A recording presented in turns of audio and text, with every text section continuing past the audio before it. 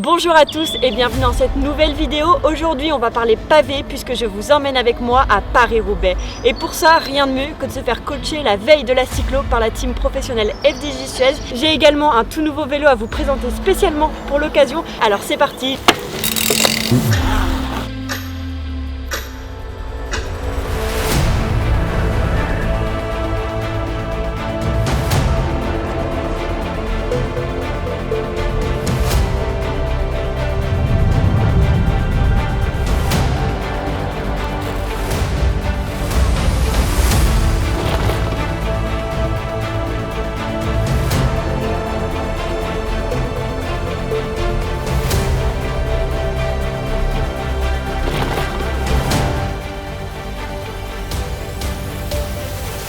Avant de prendre le départ de la cyclo-sportive, j'ai la chance de pouvoir me faire coacher par des professionnels puisque la FDJ Sport m'a ouvert les portes de l'équipe de FDJ Suez et aujourd'hui je passe la journée donc avec la FDJ Suez. Je vous emmène avec moi, ça va être juste incroyable.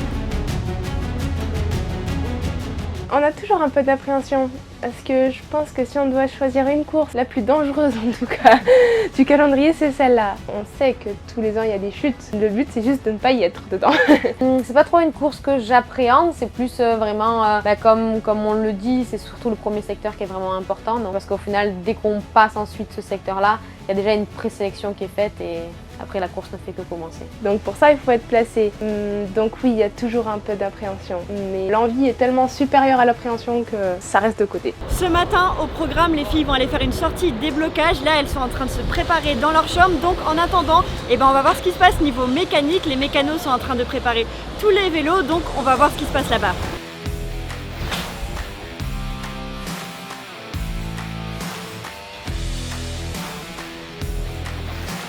Bon, on le sait tous, Paris-Roubaix au niveau du matos c'est hyper technique et exigeant, c'est pour ça que je suis avec Lucas. Lucas, est-ce que tu peux te présenter?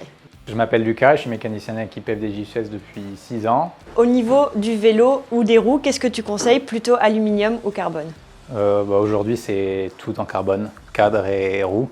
Pour le poids, le carbone, suivant la façon dont il est travaillé, on a plus de confort que l'aluminium. On va enchaîner en parlant des pneus, qui est aussi un point très important pour Paris-Roubaix. Au niveau juste déjà de la section de pneus, qu'est-ce que tu conseilles? Là, nous, cette année, on va rouler sur 32. C'est maintenant le minimum à avoir pour du confort et de la motricité dans les pavés, surtout avec l'humidité. 32, ça tient bien ou alors tu as des petits tips à donner pour éviter de crever sur les pavés trop souvent? Pour éviter de crever sur les pavés, c'est surtout éviter les bas-côtés avec les cailloux, parce qu'on ne voit pas forcément ce qu'il y a dans les flaques d'eau et puis dans la terre. Ce qui est caché. Et si on reste vraiment sur le pavé, normalement, il n'y aura pas de crevaison avec la bonne pression sur les bons pneus. Tu me tends la perche, on va parler de pression. Est-ce que tu peux nous dire quelque chose vis-à-vis de la pression des pneus? Du coup, comme on passe sur une section de pneus un peu plus large, on peut se permettre de descendre la pression. Il faut penser à avoir du rendement sur la route, mais surtout avoir du confort sur les pavés. On nous a un peu évoqué tout à l'heure quand on parlait avec un de tes collègues, la pression des pneus chez les pros, ou en tout cas pour Paris-Roubaix, c'est un peu secret, non?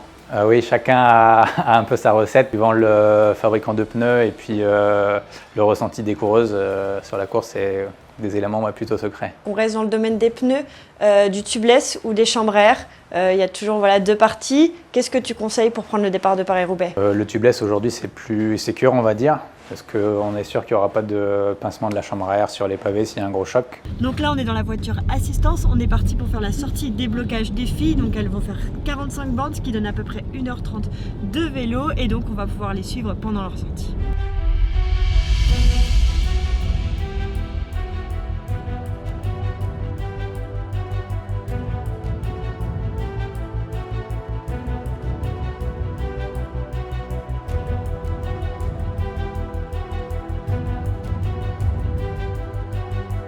Donc dans la voiture, notre chauffeur c'est Olivier. Olivier, est-ce que tu peux te présenter et nous dire quel est ton rôle à la FDJ Suez? Donc je suis mécanicien depuis, c'est ma première saison au sein de l'équipe FDJ Suez. En sortie des blocages, c'est déjà nous en tant que mécaniciens tester vraiment les petits critères. Et ensuite elle pour l'athlète, c'est vraiment de garder le corps actif, les bloquer entre guillemets on va dire tout ce qui est cardiovasculaire. Bon, chaque athlète a des déblocages différents, soit des sprints courts, longs, donc soit plus ou moins de vélocité. Donc elle doit respecter ça vraiment au millimètre. Aujourd'hui, elles font donc une sortie de 46 km. Il n'y a pas de secteur pavé. Est-ce que tu peux nous expliquer pourquoi elles n'en font pas la veille de la course? Il faut savoir que le secteur pavé c'est vraiment traumatisant musculairement. Le but c'est pas de recréer de la fatigue la veille de course.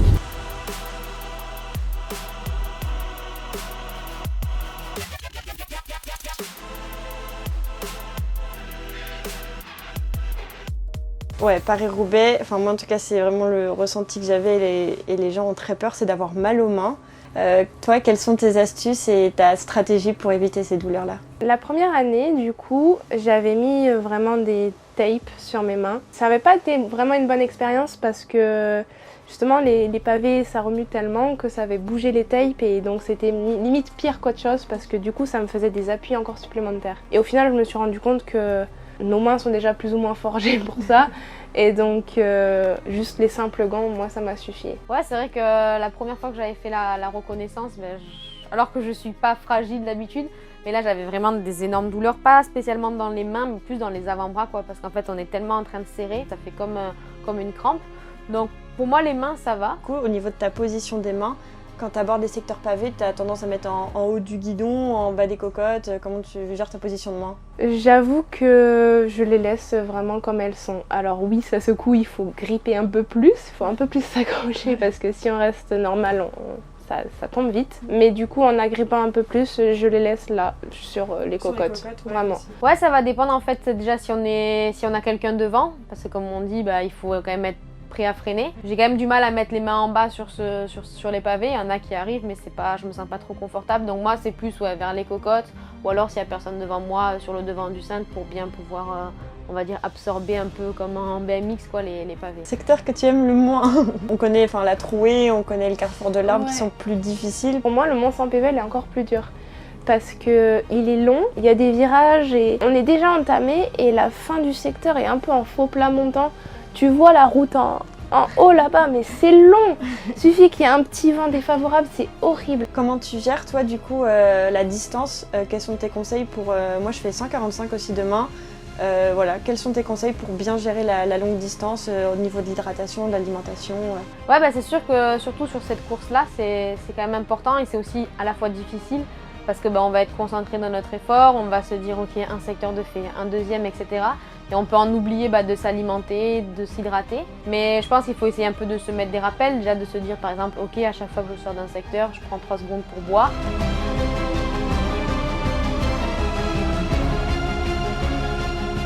Et une fois la sortie terminée, les filles ont pu aller manger et pendant ce temps-là, les mécanos se sont occupés de faire les derniers réglages mais surtout de nettoyer les vélos et de notre côté, on s'est trouvé une petite activité à faire. On a également la chance aujourd'hui de pouvoir visiter le bus. On va avoir un petit room tour privé rien que pour nous, donc je vous emmène avec moi. On est donc avec Pierre pour visiter le bus. Pierre, est-ce que tu peux te présenter s'il te plaît? Bien sûr. Pierre, je travaille pour l'équipe FDJ Suez en tant que chargé de développement et aujourd'hui je vais vous faire visiter le bus de l'équipe sur Paris-Roubaix. Donc on a vraiment de la chance parce que on n'est pas nombreux à pouvoir rentrer dans les bus. Donc c'est parti, tu es notre guide touristique. On va faire le grand tour. Donc quand on rentre dans le bus, il faut savoir qu'on a 10 places assises pour l'ensemble de nos athlètes. On part jamais avec plus de 6 filles en course et vous pouvez observer que sur chacun des appuis-têtes, il y a un appui-tête personnalisé pour chacune des filles. Ça permet de conserver une bulle sanitaire, une notion d'hygiène, mais aussi juste de confort pour la fille. Quand on enchaîne les journées de course, elles peuvent conserver leur casque, éventuellement une paire de gants ou autre, toujours à la même place et elles savent que c'est leur place attitrée sur le bus. Donc toute cette partie est entre guillemets la partie un peu de voyage, de transport. Et puis après, plus on avance, plus on retrouve les particularités de ce bus. Donc toute une partie cuisine, rangement. Donc on a des frigos, on a des plaques, machines à café, toute une partie avec la nutrition sportive, donc les bars, les gels. Donc les filles en fait, quand elles montent le matin, elles montent par l'entrée par laquelle on est arrivé. Et quand elles partent en course, elles prennent les petits éléments dont elles ont envie pour partir en course et elles vont descendre ici. Donc on a toute cette partie un peu habillée avec les grandes phrases et les mots importants de l'équipe.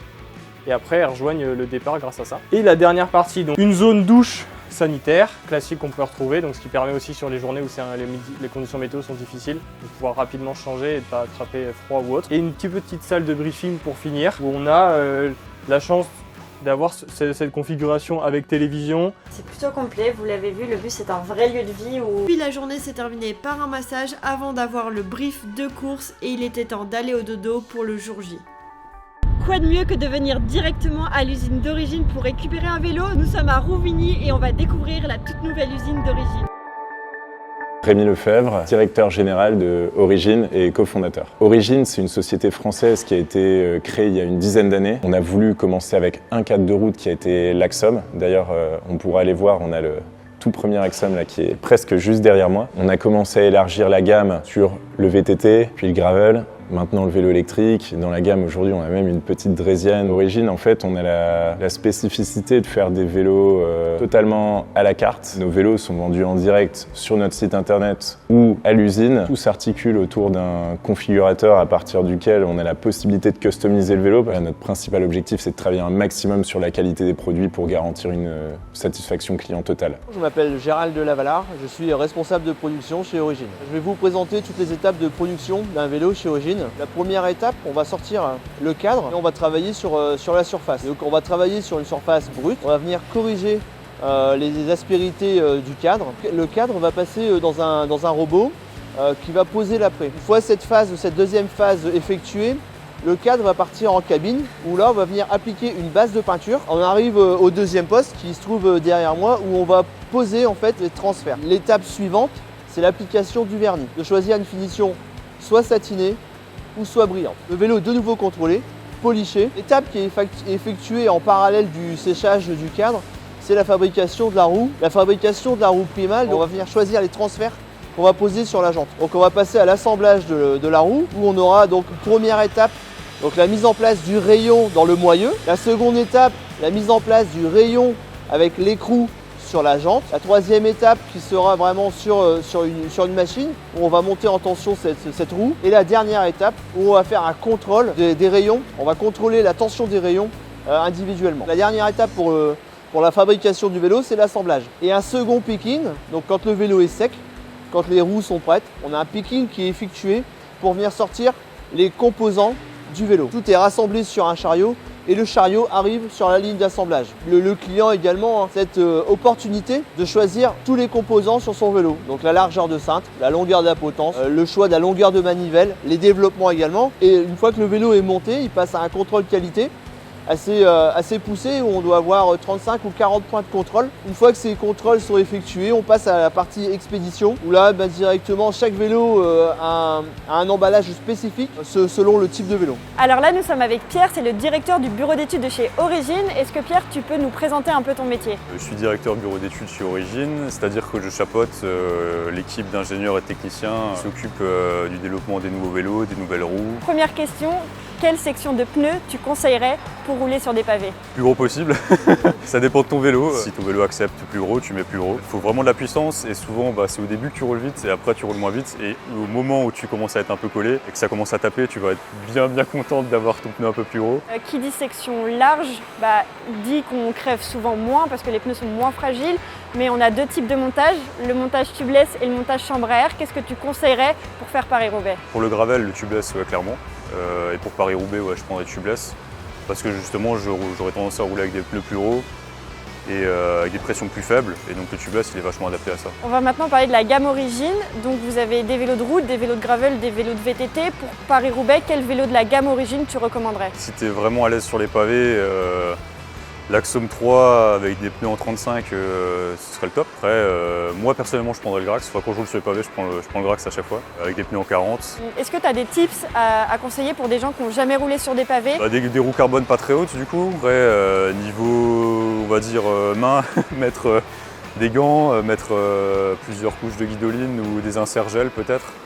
Rouler les mains en haut pour essayer d'éviter de ramener toutes les vibrations dans le haut du corps. Bon, ça y est, il est temps de vous révéler le vélo avec lequel je vais faire Paris-Roubaix. Et pour ça, je suis avec Victor qui est conseiller technique chez Origine et il va vous présenter ce vélo. Tout à fait. Et donc tu retrouves ici le Grax qui va être donc notre modèle gravel en carbone. On a une vraie géométrie donc gravel dessus, donc un petit peu plus confort qu'un vélo de route avec une douille de direction un petit peu plus relevée. C'est un vélo qui va être capable d'aller un petit peu partout. Il va être vraiment polyvalent. Tu vas aussi retrouver donc tout ce qu'il faut pour l'équiper en bikepacking, des inserts de fixation à l'arrière, à l'avant. Est-ce que tu peux m'en dire un peu plus sur ses spécificités techniques, son développement, enfin voilà les petits détails croustillants? Alors, il y a pas mal de choses à savoir sur ce vélo. On est équipé donc de la nouvelle transmission GRX. On est donc sur le nouveau GRX 820 en monoplateau, 12 vitesses, ça c'est la grosse nouveauté sur ce groupe. Tu retrouves ici une cassette 10-51, donc là en termes de développement, tu vas vraiment pouvoir passer partout avec ton plateau de 40 à l'avant. Sur cette transmission GRX, tu vas retrouver quelque chose de très sympa, c'est le système Shadow, donc le blocage de chape de dérailleur. Donc il s'active comme ceci avec la petite molette et donc ça va venir bloquer ta chape de dérailleur, ce qui permet dans les endroits où ça tape vraiment, comme par exemple le pavé, d'éviter tout ce qui est déraillement ou saut de chaîne quand tu passes tes vitesses tout simplement. Alors là on est dans un atelier d'origine, on va préparer mon gravel pour Paris-Roubaix et la première étape qui va être très importante, ça va être d'installer une nouvelle guidoline et pour ça, pour Paris-Roubaix, il faut mettre des guidolines plutôt épaisses. Donc là on est sur une guidoline 3.2 mm et en fait ça équivaut à mettre 2 guidolines un peu plus fines et avec ça je pense que j'aurai pas mal aux mains sur les pavés. Maintenant que la guidoline est installée, on va parler des pneus. David, dis-moi, j'ai quels pneus sur ce vélo? Alors là il y a les pneus Michelin Power Gravel en 40, montant tubeless, donc pour le Paris-Roubaix en termes de confort et de peu de risque de crevaison, surtout avec le tubeless, il n'y a aucun problème. Maintenant que j'ai tous les conseils des pros et un vélo, il est temps de passer aux choses sérieuses. Nous sommes donc au Parc des Sports à Roubaix. On va aller chercher mon dossard au village.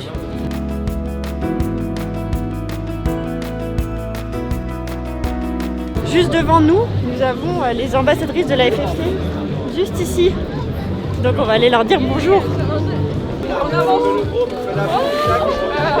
Je tiens à remercier la FFC et la FDJ qui m'ont invité sur Paris-Roubaix Challenge.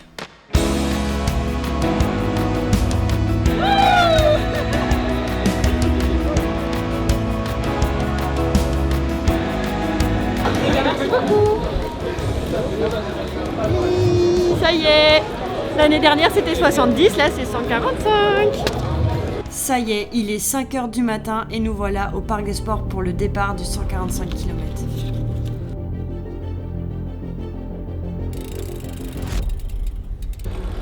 J'ai aucune lumière, c'est aussi merveilleux.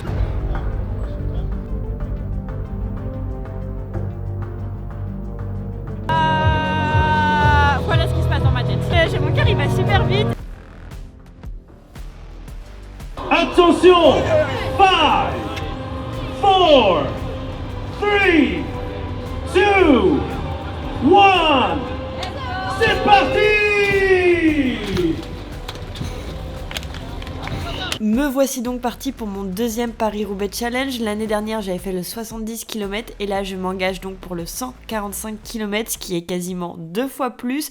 Donc clairement, il y a un peu de stress, surtout comme vous l'avez vu sur les images. J'ai décidé de rejoindre Quentin pour le départ et donc je me suis retrouvée première ligne car Quentin se met toujours première ligne de tous les événements auxquels on participe. Pour être honnête, j'aurais pas du tout imaginé que Paris-Roubaix allait se passer comme ça, en tout cas le début de Paris-Roubaix, puisque dans ma tête, je m'étais dit que j'allais démarrer doucement, puisqu'on a quand même 145 km à faire. Pour moi, ça reste quand même très long, c'est un peu de l'endurance, et donc je m'étais dit que j'allais partir tranquillement, à mon rythme. Si je trouvais des roues à mon rythme, tant mieux, mais que de tous les cas, je voulais surtout pas me retrouver à bloc.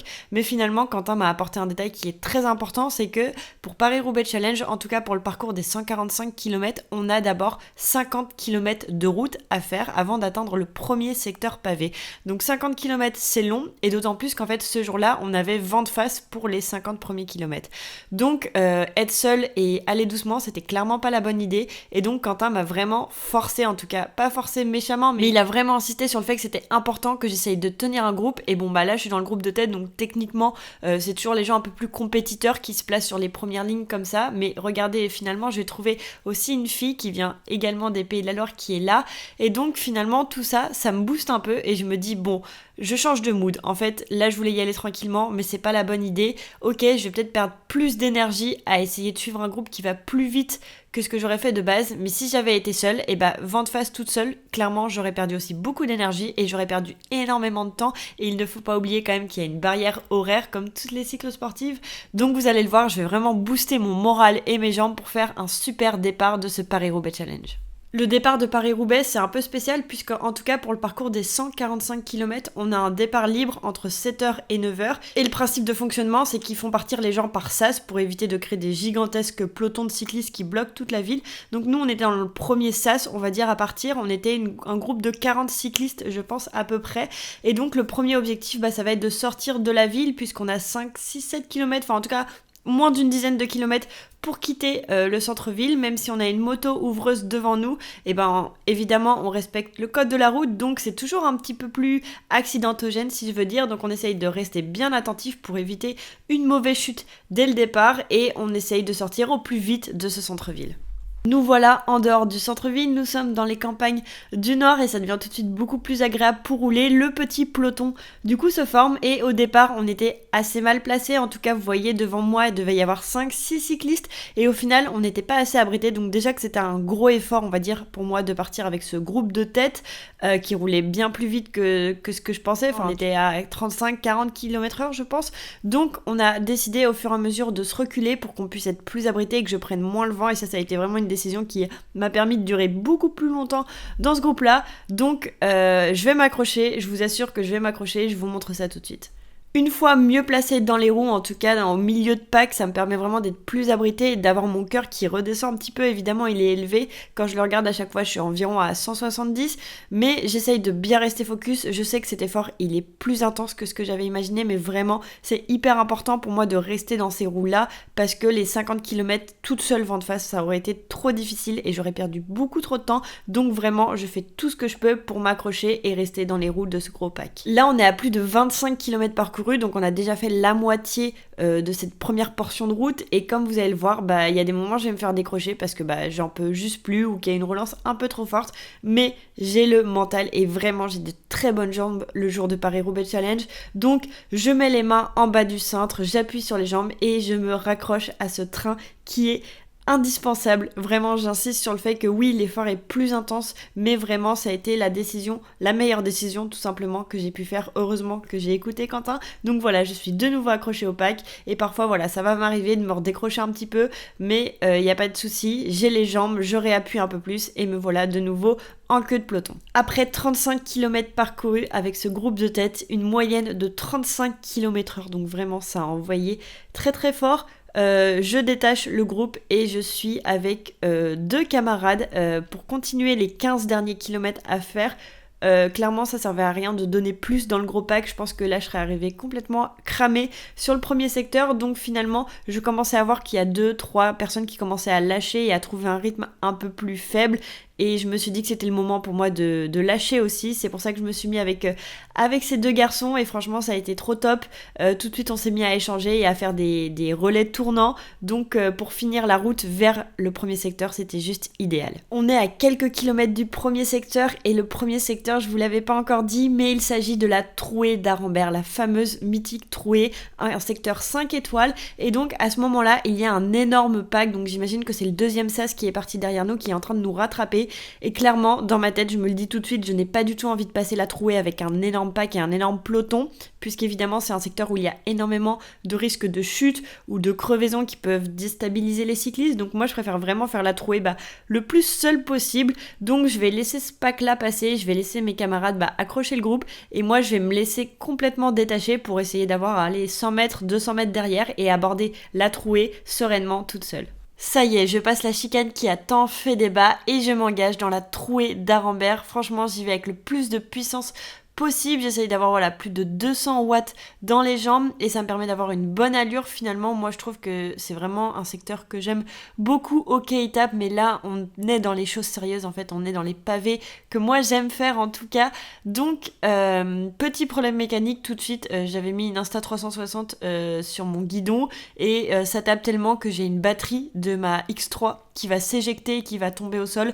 Honnêtement, j'avoue j'ai pas réfléchi, en tout cas si, j'ai réfléchi très vite et mon idée ça a été de continuer sur ma lancée, j'avais pas envie du tout de m'arrêter et de faire demi-tour, mais donc sinon à part ça, ça tape, ouais effectivement ça tape beaucoup. Il y en a qui préfèrent prendre les secteurs, en tout cas les bas-côtés où il n'y a pas de barrière, enfin en tout cas sur la première partie il n'y avait pas de barrière, je sais que certains roulent sur les bas-côtés, moi je suis là pour faire du pavé, j'ai pris mon dossard parce que je voulais faire Paris-Roubaix et avoir les mêmes sensations que les pros, donc c'est pour ça que j'y vais vraiment à fond. Vous voyez en plus je suis tellement rapide que je double certaines personnes, on peut aussi le voir, en tout cas vous l'avez vu peut-être là juste à droite, on a aussi des gens qui crèvent énormément dans ce secteur là, souvent ce secteur il est assez fatal et si on n'a pas pris les bons pneus ou si nos pneus n'étaient pas au top de leur forme. Clairement, ce secteur-là, bah, c'est un peu le dernier jugement et au bout de quelques mètres à peine, tout de suite les pneus vont crever. Donc c'est pour ça qu'il y a beaucoup de gens sur les bas-côtés. À part ça, rien à vous dire à part le fait que je kiffe. Là, on a encore quelqu'un qui est arrêté. Franchement, s'arrêter et repartir sur ce secteur-là, je trouve que c'est vraiment hyper compliqué. Enfin, en tout cas, pour retrouver un bon rythme, c'est souvent ça le problème sur les pavés, c'est qu'on les attaque en puissance. Et après, pour reprendre du rythme, bah, souvent, c'est compliqué. Donc voilà, moi, j'essaye d'avancer comme je peux. En tout cas, ça devient aussi de plus en plus difficile. Forcément, ça fatigue énormément. Et on le voit au cœur de toute manière. Ils montent pas tant que ça, mais en tout cas, je sens que c'est fatigant. En tout cas, ça tape tellement que ça épuise le corps et la respiration est quand même assez difficile. Voilà, j'ai pas d'autre chose à vous dire à part le fait que je ne suis pas tombée sur ce secteur-là, je n'ai eu aucun problème mécanique, donc c'était plutôt cool. Bon, j'ai plus la distance exacte de ce secteur-là, mais il est quand même assez long et puis vu que c'est un 5 étoiles, bah c'est quand même très éprouvant. En tout cas, j'en vois enfin le bout. Je arrive au bout de cette trouée d'Arenberg. Je suis trop contente de la faire parce que l'année dernière, sur le 70 km, la trouée d'Arenberg n'y est pas. Donc j'ai fait le secteur mythique et puis quand on revient sur la route, bah franchement c'est que du bonheur. On a l'impression de rouler sur des nuages. Donc ça permet de vite récupérer et puis ça fait vraiment du bien. Et donc le premier secteur est terminé, je ne sais pas si je vous l'avais dit, mais j'en avais 19 à faire, il m'en reste 18, donc c'est parti pour les 18 secteurs restants. On va ensuite enchaîner avec un petit secteur 3 étoiles, donc voilà, il y a 1, 2, 3, 4 ou 5 étoiles, 3 étoiles c'est moyen dur, et après la trouée c'est cool. J'ai évidemment bien écouté les conseils qu'on m'avait donnés la veille avec la FDJ, et tout de suite je prends le réflexe de bien manger, j'avais déjà pas mal mangé sur les 50 km de route, mais là au bout de 2 secteurs je décide déjà de commencer à manger une barre, puisque je le sais c'est hyper énergivore de rouler sur des pavés, la distance est longue donc l'objectif c'est de pas faire de fringales, donc c'est pour ça j'essaye de manger bien régulièrement pour avoir le maximum d'énergie possible. Toujours sans aucun souci, je termine mon 3e secteur qui était un 4 étoiles avant d'enchaîner avec le 4e secteur qui était donc un secteur 3 étoiles. On enchaîne ensuite avec le 5e secteur, le secteur numéro 15 et celui-là, il va se passer une petite dinguerie. Il y a mon cadreur qui est là, il y a David qui est là pour me filmer à l'entrée du secteur et cet effet caméra, parfois ça me joue des tours parce que forcément quand je sais que je vais être filmée, j'ai envie de donner la plus belle image de moi et j'ai envie d'y aller à fond. Et puis donc c'est pour ça que dans ce secteur-là, quand je vais voir qu'il est à l'entrée, je vais décider de prendre un peu plus de vitesse que d'habitude. En tout cas, ça va mettre un petit coup de boost au moral et dans les jambes. Je fais un petit coucou à la caméra, j'ai les mains en haut du guidon et donc pour tourner, ça va être compliqué, ce qui va créer une petite chute de ma part, un beau petit soleil dans les panneaux LCL. Je vous rassure, il n'y a zéro bobo, aucun dégât sur le vélo, juste un petit bain de boue gagné finalement. Ça m'apprendra à vouloir faire coucou à la caméra, j'avais clairement pas les mains placées au bon endroit, donc je vous laisse avec les réactions à vive de Nono Cycling. Ok, petit numéro de cascade, ça c'est juste pour vous montrer ce qu'il faut pas faire, d'accord? Moi je repars, j'ai que d'autres pavés à bouffer. J'ai mal aux jambes. Allez, on y va. J'aurais mis quelques minutes à repartir, le temps de vérifier que tout était bien en place, mais une fois reparti, il y a zéro bobo comme je vous le disais, et vraiment c'était juste un soleil dans la boue, donc heureusement ça n'a pas de conséquences. Concernant l'explication de cette chute, elle est évidente, j'arrive avec un peu trop de vitesse parce qu'il y a le cadreur qui est là et que je me sens pousser des ailes. Du coup je fais un petit coucou à la caméra et je replace mes mains en haut du guidon, là sur la partie plate aéro du guidon, et donc pour tourner c'est clairement pas idéal. Et puis franchement une fois que j'étais dans le virage, je savais que ça allait pas le faire, et entre tomber tomber sur les pavés et peut-être me casser une clavicule ou un coude ou un poignet, je ne sais quoi, je préférais largement aller faire un soleil dans la boue au loin. Je savais que ça allait être moins grave, mais honnêtement j'avais pas non plus beaucoup le choix. Mais voilà, en tout cas ça m'apprendra, j'apprends toujours de ces erreurs et de ces petites chutes maladroites. C'est le métier qui rentre comme on dit, donc c'est reparti pour faire du pavé. Et puis juste après ce secteur-là, on a un ravito, donc je vais décider de m'arrêter. Je pense que j'ai besoin d'un peu de repos et de reprendre des forces, donc je décide de faire le petit stop au ravito. Ici au 80e kilomètre, j'avoue j'avais besoin d'une petite pause. Déjà après la petite chute, j'avoue j'ai besoin de reposer un peu la tension, l'adrénaline et tout, parce que là je monte en adrénaline et puis en fait j'ai un peu envie de faire pipi à cause des pavés. Donc c'est parti, on va se ravitailler. Puis après le ravito, on a eu 3 secteurs, un secteur 3 étoiles, un deuxième secteur 3 étoiles, puis enfin un secteur 4 étoiles avant d'arriver à un secteur plus intéressant.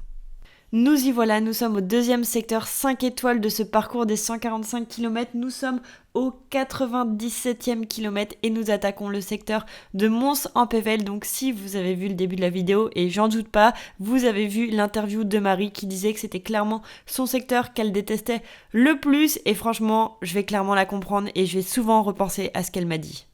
C'est un des secteurs les plus longs puisque Mons-en-Pévèle fait 3 km et franchement 3 km sur du pavé qui est aussi peu linéaire, qui est avec des trous, qui est avec de la boue à quelques endroits, franchement c'est très très long, c'est très fatigant. Comme je vous le disais, on arrive à 100 km parcourus sur les 145 prévus, donc là clairement la fatigue elle est là, les jambes elles ont de moins en moins de watts, il faut pas oublier, enfin en tout cas moi ce que je me dis à ce moment là c'est que forcément, même si je le sais très bien, les 50 premiers kilomètres étaient clairement la meilleure décision, on en a bien assez parlé déjà, je sais que j'ai perdu de l'énergie sur ces 50 premiers kilomètres, j'ai fait des records de watts à 20 minutes à 180 watts, pour moi c'est vraiment beaucoup et donc je repense à ça quand je tape mes pavés un à un sur ce secteur là, je le sais que j'ai perdu de l'énergie en début de sortie, mais ça va pas m'empêcher d'aller au bout, juste forcément moins on va vite, plus on ressent tous les chocs sur les pavés et donc ça commence à faire mal aux mains. Moi je pense avoir eu le meilleur setup main, enfin celui qui me correspond vraiment. Le but de Paris-Roubaix c'est qu'il n'y a pas de recette miracle, chacun fait ce qui lui correspond en fonction de sa sensibilité au niveau des mains. Moi il faut savoir que du coup j'ai une couche de tape, des gants Castelli Arambert, donc qui sont des gants spécialement prévus pour rouler sur les pavés parce qu'il y a des inserts gel aux endroits les plus stratégiques et donc j'ai pas spécialement mal aux mains mais vraiment j'ai extrêmement mal aux avant-bras, j'ai des douleurs, des crampes et je me tétanise sur le vélo, à chaque fois que je veux réouvrir la main j'ai vraiment du mal mécaniquement à tendre les doigts. Donc ce secteur là franchement ça a été le secteur un peu charnière qui jusque là ça allait plutôt bien sur les pavés, je trouve que j'avais vraiment un bon rythme et j'arrivais vraiment à maintenir un rythme tout au long du secteur. Sur celui-ci vous allez le voir en image, clairement j'avance plus à rien. Je pense que ça se voit très bien sur l'image, je n'ai plus aucun rythme sur les pavés, je suis en train de me débattre avec mon vélo et mes bras pour essayer de me faire avancer le plus possible. Là je suis quasiment rendue au bout du secteur et qu'est-ce que j'ai hâte d'arriver au bout de ce secteur qui est un peu en faux plat montant sur la fin, il y a énormément de vent donc clairement là il y a énormément de fatigue. On se retrouve au ravito de Templeuve-en-Pévèle au 112e kilomètre après avoir fait un secteur 2 étoiles et un de 3 étoiles. Je suis vraiment un peu fatiguée, j'ai faim, j'ai soif, j'ai plus de force dans mes jambes. Moi j'ai qu'une hâte, c'est d'arriver, mais il y a encore 30 bornes, pas mal de secteurs. C'est la dernière ligne droite. C'est la dernière ligne droite. En fait le plus dur est fait, donc c'est ça qui est bon pour le mental, mais physiquement je suis bien amochée quoi. Ouais, une bonne pause, bon ravito. Boire, manger.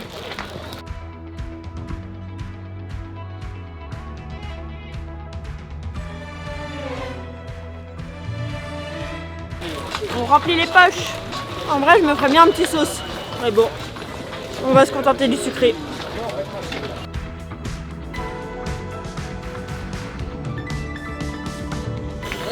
Ça vaut pas un coca, mais ça fait tout aussi du bien.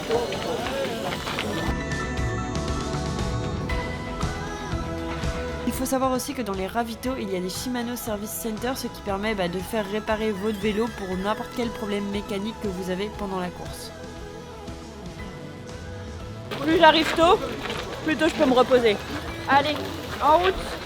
Après le ravito qui m'a quand même fait vachement de bien, on a eu 4 secteurs plutôt lambda, 1 2 étoiles, 2 de 3 étoiles et 1 de 4 étoiles avant d'arriver au dernier gros morceau de ce Paris-Roubaix Challenge.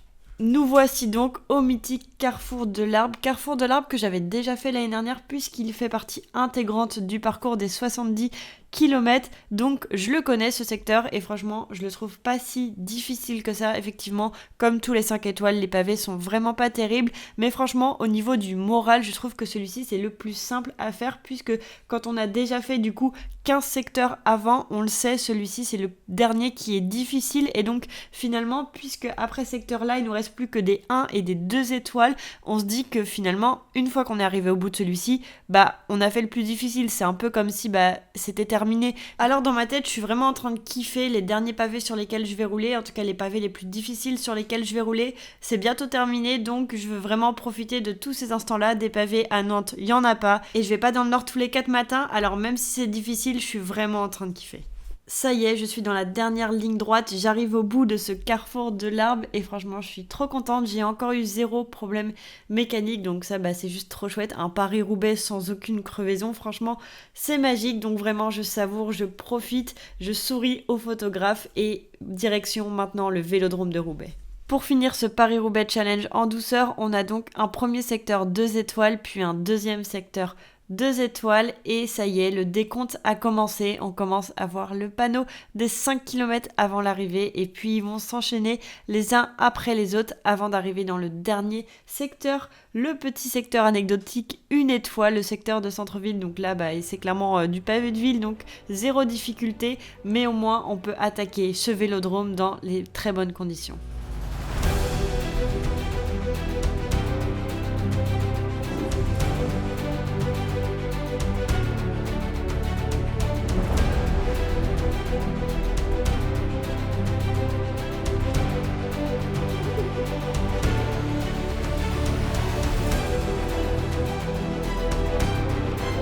Je suis KO, c'était très chouette, il a fait beau, j'ai eu aucun problème mécanique et à part ça, en fait tout était super cool, juste c'est évident, c'est super dur, c'est super fatigant et c'est tout plein de choses mais je suis hyper contente, c'était cool.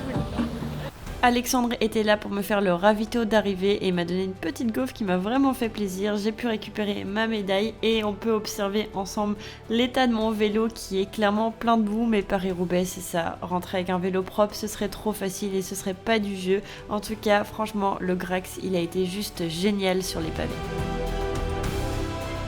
Bon, maintenant que je suis changée et que j'ai un peu récupéré, il va être temps de profiter de l'arrivée des femmes. Et pour ça, on a des accès plutôt stylés, donc je vous emmène voir l'arrivée de plus près.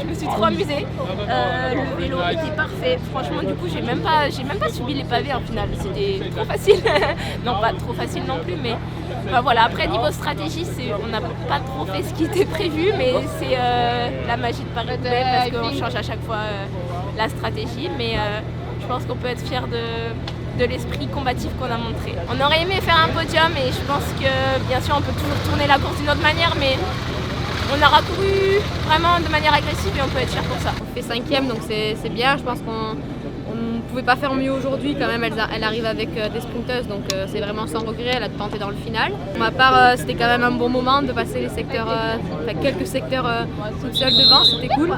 Mais c'était vraiment dur et puis les conditions aujourd'hui, on était sur du pavé qui tapait énormément donc il y avait vraiment 0 rendu. Heureusement qu'on avait vent d'eau parce que sinon ça aurait pu être très très long. C'est avec ces images de vélo que je vous laisse. J'espère que vous avez aimé la vidéo. N'hésitez pas à la liker et à vous abonner si vous voulez suivre mes aventures de plus près. Et je vous dis à bientôt dans de prochaines vidéos.